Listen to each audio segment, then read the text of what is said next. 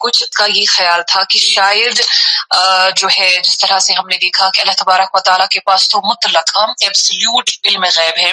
لیکن اللہ سبحانہ و تعالیٰ اس علم غیب جو ہے اس میں سے کچھ چیزیں اپنے انبیاء کو دیتے ہیں. تو کچھ اسٹوڈنٹس نے یہ مینشن کیا تھا کہ شاید مکمل تو شیطان کے پاس علم غیب نہیں، لیکن تھوڑا بہت اللہ تبارک و تعالیٰ نے اسے دیا ہوگا. تو یہ صحیح نہیں ہے، بلکہ شیطان نے جو اس وقت یہ کہا اللہ سبحانہ و تعالیٰ سے کہ میں جو ہوں ان کو گمراہ کر دوں گا، یا میں ان سے یہ کام کرواؤں گا، فلاں گناہ کرواؤں گا، یہ سب چیزیں جو بھی تھی تو یہ تمام کی تمام شیطان کی بس اسمپشنز تھے، گمان تھے. ٹھیک ہے، جس بارے میں سورہ سبا کی ورس نمبر 20 میں اللہ تبارک و تعالیٰ فرماتے ہیں کہ وَلَقَدْ صَدَّقَ عَلَيْهِمْ إِبْلِيسُ ظَنَّهُ، کہ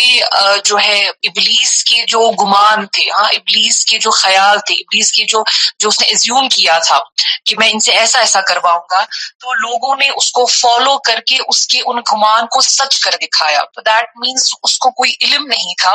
وہ کوئی فرم نہیں تھا اس بارے میں مکمل، اس کو اس بارے میں ہی واز ناٹ شیور کہ ایسا ہوگا. لیکن وہ جو ہے جیسے کہ ہمیں معلوم ہے، حدیث میں ہمیں پتہ چلتا ہے، نبی صلی اللہ علیہ وسلم فرماتے ہیں کہ ان شیطان یجری من الانسان مجری الدم،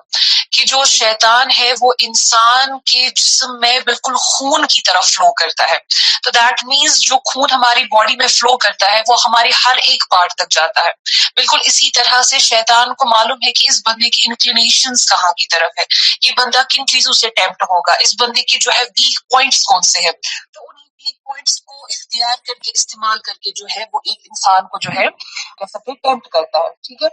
یا اس کی مثال ہم لے سکتے ہیں سورہ بقرہ کی وہ آیت جس میں جب اللہ تبارک و تعالیٰ نے ملائک کے سامنے یہ فرمایا تھا کہ میں جو ہوں ایک خلیفہ بنانے والا ہوں، ایک نائب بنانے والا ہوں، یعنی آدم کو پیدا کرنے والا ہوں.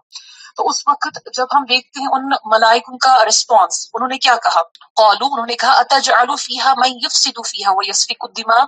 کہ اے اللہ، کیا آپ ایک ایسے انسان کو زمین میں پیدا کریں گے جو کہ وہاں پر فساد برپا کرے گا، خون ریزی کرے گا، ٹھیک ہے، بلڈ شیڈ کرے گا.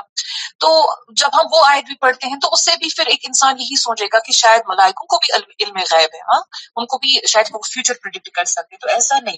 ملائک نے بھی جب ایسا کہا وہ اس وجہ سے کیونکہ ہماری کریشن سے پہلے جنات کی کریشن تھی یہاں پہ زمین پہ. ٹھیک ہے، تو ان کو جو اللہ تبارک و تعالیٰ نے وہ اختیار دیا تھا، یعنی جیسے ہمیں وہ فری ول ہے کسی حد تک، ویسی ہی فری ول جنات کو بھی تھی. تو جس کو وہ حاصل تھی وہ اللہ تبارک و تعالیٰ کی بغاوت کرتا تھا.